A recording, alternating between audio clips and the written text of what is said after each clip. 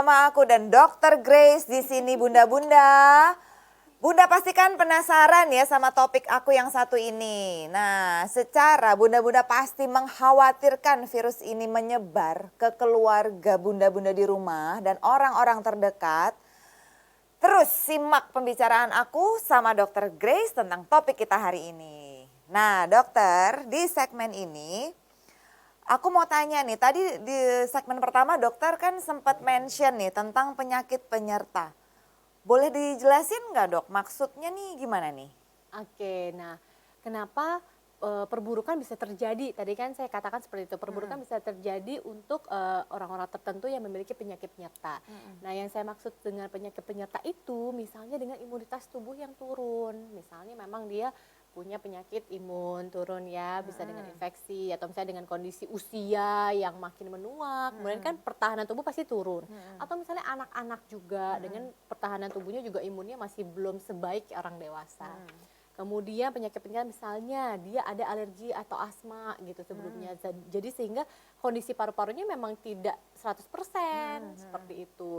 Kemudian kondisi yang memiliki bronkitis kronis sebelumnya.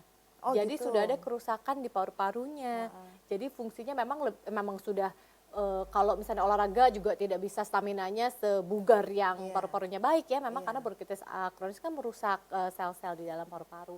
Atau mungkin misalnya perokok berat. Jadi otomatis kalau kita udah bayangin perokok berat kan kayaknya waduh itu pasti paru-parunya juga nggak mungkin sempurna. Yang kayak gitu-gitu lah. Penyakit atau kondisi-kondisi penyerta seperti itulah yang memang akan memperburuk istilahnya perjalanan penyakit ini seperti Mempercepat itu. dia buat Mempercepat kemudian terjadi perburukan, kemudian juga mempercepat terjadi kondisi buruk terhadap kondisinya gitu. Padahal mungkin orang yang dengan imun yang baik, sehat-sehat aja ini karena virus dia self-limiting disease. Jadi dia akan sembuh dengan sendirinya kalau imunitas kita tuh baik. Bagus. Jadi istirahatnya bagus ya, pada saat enak badan ditidurin yang lebih lama mungkin dari biasanya, banyak di rumah, kemudian minum air hangat ya, jadi tidak mengganggu saluran pernafasan dan tenggorokan.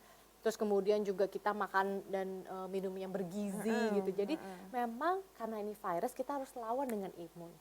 Kalau dengan kondisi penyerta seperti yang tadi saya sebutkan sudah pasti akan terjadi perburukan. Gitu. Tapi jangka waktunya berapa lama tergantung dengan individunya masing-masing. balik gitu. lagi ke Balik kekuatan lagi, tubuh gitu. kita juga gitu ya dok ya. Nah, oke tadi dokter kan udah mention nih usia lanjut sama anak-anak nih yang sering terkena. Bisa dokter kasih contoh nggak umpamanya nih kayak gimana nih supaya bunda-bunda nih punya bayangan. Kenapa sih orang usia lanjut sama anak-anak nih yang gampang banget terkena virus Jadi maksudnya corona ini? lebih orang-orang sekitar kita ya, sekitar kehidupan kita kok misalnya kitanya nggak apa-apa, tapi kok misalnya terdeteksi misalnya ada corona di sekitar kita gitu, bisa di anak atau di ayah ibu ya yang sudah lansia. Oke, jadi misalnya contohnya seperti ini, kita kadang-kadang nggak sadar karena imun kita bagus nih ceritanya. Terus nggak sengaja kita terkena virus corona. Kemudian kitanya ini carrier kan, sedangkan di sekitar kita adalah misalnya orang yang lanjut usia atau misalnya ada saudara kita yang imunnya rendah atau anak-anak di dekat kita. Nah kok mereka bisa kena, kita nggak apa-apa. Nah biasanya terjadi karena kebiasaan-kebiasaan kita sih Mbak Renia. Contoh, kadang-kadang kalau kita bekerjanya di luar, harus bersentuhan dengan banyak orang pada saat kita pulang dengan transportasi umum misalnya. Pulang kita jalan, misalnya sepatu kita menginjak dropletsnya, yang orang suka buang ludah tuh gitu kan, karena ya gitu kan, kadang-kadang kan aduh gitu. Dicontohin. Itu realita karena kehidupan kita. Sih, bener kita juga. nginjek sendal kita, sepatu kita nggak sadar. Terus kita bawa deh tuh sepatu kita masuk ke dalam rumah. Karena istilahnya kalau di luar takut dicolong orang kali itu sepatu masuk deh tuh ke dalam rumah ya. Tapi ada balita kita nih yang masih fase oral, yang kayaknya apa-apa semua gampang banget masuk mulut. Mainan, makanan, apapun gitu ya. Jadi makanan jatuh dia makan lagi. Mungkin pada saat dia makan, dia juga membawa serta virus-virus apapun itu deh, nggak usah corona. Virus-virus dan bakteri apapun yang sudah dibawa oleh kita ke dalam rumah. Jadi akhirnya kok dia batuk pilek melulu ya. Nah perhatiin tuh, kebersihan di rumah, lantainya gimana?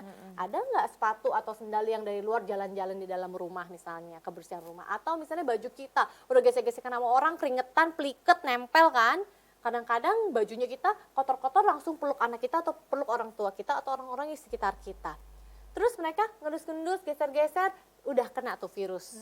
Atau juga misalnya kita peliket-peliket kena keringat, cuma ganti baju doang nggak mandi nih, keringatnya kita, aduh anak aku lucu gitu. Kan darah-darah wajah dia Iya, kan, aduh betul. lucu. Berapa hari kemudian dia sakit. Kena, Ya, jadi iya. misalnya betul-betul bagaimana kita paham kebersihan diri kita ini harus kita jaga. Nggak cuma diri kita, lingkungan kita. Karena bagaimana kita menjaga lingkungan rumah kita, itu akan menjadi hal yang bisa mensumbangsih kesehatan di dalam keluarga kita. Seperti itu, bakteri, virus ya, itu banyak banget di daerah kita. Oh iya dok, nih aku mau nanya nih. Pernah nih ya kita bahas di episode kita sebelum-sebelumnya itu dok, tentang perbedaan pilek dan flu. Nah dokter kan mention ada virus yang namanya corona juga nih. Itu apa sama yang sekarang lagi kita hadapi bareng-bareng ini? Nah, yang kita hadapi yang sekarang ini itu adalah bagaimana mutasi dari coronavirus itu. Jadi kayak misalnya influenza aja dia bisa bermutasi kan, sama coronavirus juga bisa bermutasi. Nah, strain yang sekarang dia menimbulkan kondisi seperti ini, itu bedanya. Gitu. Jadi si coronavirus ini bukan baru ada Sekarang tren 2020 ini? dia udah ada bahkan dari 200 tahun sebelum Masehi yang lalu dan sampai selama-lamanya. Oh gitu. Iya, tapi karena dia bermutasi sehingga dia timbul gejalanya menjadi yang sekarang ini kan, langsung pneumonia, sesak nafas, kemudian kalau parah banget menyebabkan meninggal ya emang kayak gitu. Tapi memang coronavirus, rhinovirus ya, itu dia menyerang saluran pernafasan gitu. Kalau dulu kita kalau nggak salah bahasnya apa bedanya pilek dengan flu gitu betul. ya. Nah, kalau flu itu Marinia dia disebabkan oleh virus influenza. Sedangkan kalau pilek itu disebabkan oleh virus-virus lainnya di luar dari influenza. Nah, salah satunya si coronavirus. Makanya kan gejalanya Corona. COVID yang sekarang itu kan juga seperti Iya, ada pileknya kan, betul. batuk, pilek, kemudian badannya pegel-pegel, demam ya 38 derajat ke atas, kemudian kalau perburukan dia bisa pneumonia, sesak nafas. Nah, itu kan udah gejala-gejala infeksi saluran pernapasan gitu. Jadi sebetulnya sudah ada bunda-bunda dari zaman dahulu kala, tapi karena virus itu dia bermutasi sehingga menjadi COVID-19, penyakit COVID-19 yang sekarang seperti itu. Gitu bunda-bunda semuanya. Jadi bukan baru ada saat ini aja ya. Iya, gitu. karena paniknya kan kayaknya, aduh baru outbreak sekarang nih, kayaknya Iya. baru heboh sekarang, berarti ini baru ada dan sebagainya. Nah, memang panik itu kan karena kita melihat yang di sini meninggal, yang di sini meninggal Iya, sekian iya. banyak, sini meninggal sekian banyak. Tapi kita harus tahu loh, ada penyakit-penyakit lainnya juga yang memang sebetulnya menyebab meninggal juga. Iya Misalnya sih. flu aja dengan pneumonia meninggal juga. Meninggal juga. DBD meninggal juga, angka Iya. kematiannya tinggi juga gitu. Iya, betul. Cuma karena sekarang coronavirus itu penyebarannya mudah sekali Bunda. Jadi dengan kita tidak menjaga kesehatan ya, dengan tadi kebersihan, cuci tangan, nggak rajin dan cuci tangan. Kemudian kita ternyata carrier, kita nggak sadar, kita menularkan ke sekitar kita. Jadi penyebarannya gampang, Iya. mudah. Tetapi untuk perburukannya itu tidak seburuk SARS yang dulu pernah ada. Ada ya. Gitu. Tapi termasuk SARS juga. Karena kan severe acute respiratory syndrome kan. Iya betul betul. Gitu. Terus dok nih, aku mau tanya nih, mencuci tangan itu sangat penting sekali kah untuk mencegah penularan virus ini? Nah, terus masalahnya gini, aku dikasih tahu nih ceritanya sama teman aku, kita tuh jangan sering-sering pakai hand sanitizer atau antibakterial gitu katanya. Si bakterinya nanti jadinya resisten. Is it true? Oke, is it true Bunda? Oke, saya jawab satu dulu yang pertama. Kenapa sih kita penting sekali cuci tangan? Karena memang yang sering sekali menjadi tempat penularan yang paling cepat adalah tangan kita. Kita megang apa, kita lupa, kita pegang mulut, hidung, mata. Kita misalnya lagi mau ngapa-ngapain gitu ya, mau makan kadang-kadang lupa cuci tangan, yang penting lapar dulu gitu ya, langsung masuk kita lupa cuci tangan. Nah, cuci tangan itu penting sekali gitu ya. Jadi kalau bisa cuci tangan kan kadang-kadang cepet-cepet, karena udah kelaparan cuma selesai. Cuma di sini aja lagi. Kadang-kadang sabun juga nyisa di sini nggak kebasuh gitu ya. Di sini di studio ini yang ketawa-ketawa biasanya tuh mengalami hal itu ya. Iya. Jadi Ngaku, tiba-tiba ngaku. cepet-cepet gitu. Padahal sebetulnya cuci tangan itu kalau bisa sampai setengah lengan sini loh Bunda. Ya cuci tangan sampai sini gitu ya. Jadi pastikan bahwa sabun itu bersih, dan cara cuci tangannya lupa. Kadang-kadang perempuan-perempuan yang cantik-cantik suka pakai kuku-kuku ya, ada nail artnya, ada apanya.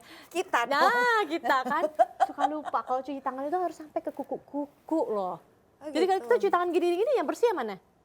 Ini Sela-sela jarinya? Sela-sela kukunya? enggak. Enggak, padahal kita kalau ngupil pakai apa? Kaki. Mbak Renia ternyata luar biasa, akrobatik. Ya, Iya. karena kita kalau misalnya ngupil-ngupil pakai jari, Pakai jari. kan suka ada yang nyempil-nyempil nggak kelihatan. Ah. Pakai kutek-kutek ada item-item nggak kelihatan Bunda. Jadi pastikan kalau cuci tangan itu ya sampai ke kuku-kuku Mbak Renia Bunda di rumah. Jadi dicuci ya di sela-sela sini. Kadang-kadang kan kita suka lupa ya. Kemudian di jari-jarinya gitu ya. Terus gini tuh, pastikan sabun-sabun masuk ke sela-sela kuku-kuku kita supaya bersih. Setelah sudah dipastikan bersih, dicuci tangannya setengah lengan sini. Kalau bisa sabun-sabunnya juga sampai sini.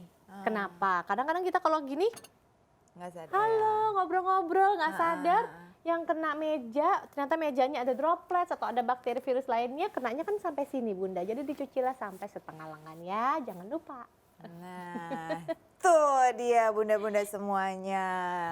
Dengarkanlah Iya. baik-baik nasihat dari Dokter Grace. Rajin-rajin cuci tangan. Ini Iya. ribet banget ya Dok, sampai ada gaya-gaya. Ini pose Iya loh, dong, ini ya. termasuk pose Jadi loh ini kalau foto nih. misalnya cuci tangan, suka kadang-kadang nggak enak kan diantri orang. Aduh Iya. lama mau cuci tangan, biarin aja. Yang penting tangan kita bersih, kita sehat, nyuapin anak kita juga kadang-kadang nggak mau nih anaknya pakai sendok, suka pakai tangan kan, cuma Iya, puluh-puluh benar. gitu kan. Nah, biarin aja. Yang pastikan kita harus bisa menjaga kesehatan atau kebersihan tangan kita, kuku kita, jari-jari kita dengan baik. Jadi kalau diantri orang biarin aja ya. Yang sabar gitu bilangnya. Tunggu gitu, ke belakang. Aduh sangat juga. Gitu. Tadi pertanyaan kalau nggak salah ada yang hand sanitizer ya. Iya betul. Jangan sering-sering hand sanitizer dengan antibakterial. Nanti imun gitu. Kadang-kadang yang imun nanti bakterinya imun gitu. Sedangkan gini, sehari-hari kehidupan kita itu adalah kita kan memegang semua benda-benda dengan tangan kita. Nah kalau misalnya kita udah pakai hand sanitizer, mau dia itu mengandung alkohol 70% kayak, mau dia ada antibakterialnya kayak, tetap kita pasti akan menyentuh hal-hal yang lainnya.